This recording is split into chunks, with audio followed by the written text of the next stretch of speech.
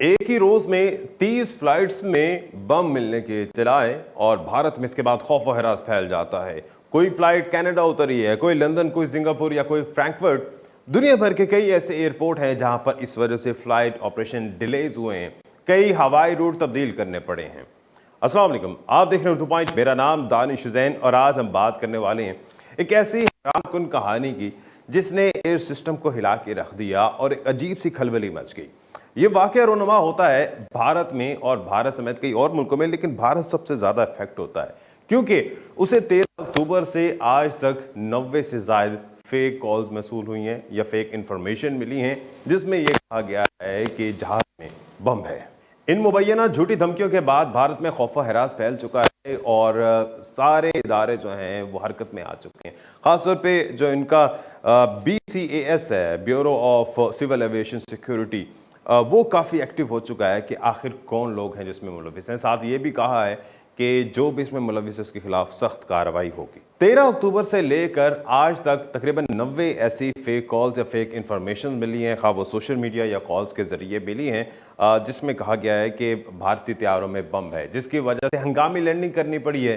कहीं पर जो जंगी जहाज़ हैं उनकी वजह से उनको रेस्क्यू किया गया है। और सैटरडे यानी कि परसों की अगर हम बात करें तो सिर्फ एक दिन में 30 ऐसे इतलात मौसूल होते हैं जो कि फेक होती हैं और संडे एतवार के रोज 20 इतलात मौसूल होती हैं और वो सारी की सारी फेक होती है। लेकिन जो हुक्काम है उनका कहना है कि हम जो मुसाफिर हैं उनकी जान बड़ी कीमती है और कोई भी अगर ऐसी इंफॉर्मेशन होती है तो उसको हम निगलेक्ट नहीं कर सकते। हम उसके लिए ज़रूर जांच पड़ताल करेंगे और जो भी SOPs होते हैं सारी सूरत हाल के लिए उसको भरपूर तरीके से फॉलो करेंगे। AFP के मुताबिक ये वाकयात रोनुमा होते हैं जिसके बाद भारतीय तैयारे हंगामी तौर पर लैंड किए जाते हैं फ्रैंकफर्ट जर्मनी में। इसके अलावा कनाडा में भी इसकी हंगामी लैंडिंग होती है। उसके बाद सर्च ऑपरेशन होता है वहाँ पर, लेकिन सर्च ऑपरेशन में कुछ भी नहीं मिलता। अलबत्ता इन तमाम जितने भी मुसाफिर हैं या कैबिन क्रू है उसको बाहिफाजत जो है वो रेस्क्यू कर लिया जाता है और कई जगहों पर जो है जंगी जहाज़ों की मदद लेना पड़ी है। बल्कि एक इंडियन जहाज़ जो है उसको हवा में ही जो जंगी जहाज हैं उन्होंने रेस्क्यू किया था। अब BCAS जो है, bureau of civil aviation security, जो कि भारत की सिविल एविएशन अथॉरिटी है, उसके लिए बहुत बड़ा चैलेंज है और वो फुली एक्टिव हो चुका है इस तमाम तो सूरत हाल को देखते हुए। और उनका ये कहना है कि जो भी इसमें मुलविस है उनके खिलाफ भरपूर कार्रवाई की जाएगी। आल दो एक कम शख्स को गिरफ्तार भी किया है जो कि इस तरह की इंफॉर्मेशन में मुलविस था, जो कि फेक इंफॉर्मेशन थी और वो झूठी खबरें फैला रहा था मुबैना तौर पर। तो उनको गिरफ्तार किया गया, लेकिन उसके बावजूद भी गिरफ्तारी के बाद भी ये जो फेक इतलात हैं या मुबैना धमकियां हैं, ये सिलसिला थमा नहीं है। खा वो ट्विटर हो जिसे अब X कहा जाता है, खा वो दीगर सोशल मीडिया प्लेटफॉर्म हो या दीगर इंफॉर्मेशन हो या टिप हो, उसकी मदद से अभी भी इतलात मौसूल हो रही हैं और एक ही दिन में दर्जनों भर ऐसी होती है इंफॉर्मेशन जिसकी वजह से ना सिर्फ भारत के एयरपोर्ट बल्कि जहां से फ्लाई कर रहे हैं या जहां लैंड करना है इन जहाज़ों ने, उन एयरपोर्ट्स को भी मुतासिर किया जा रहा है और वहां पर भी एक हंगामी सूरत हाल है।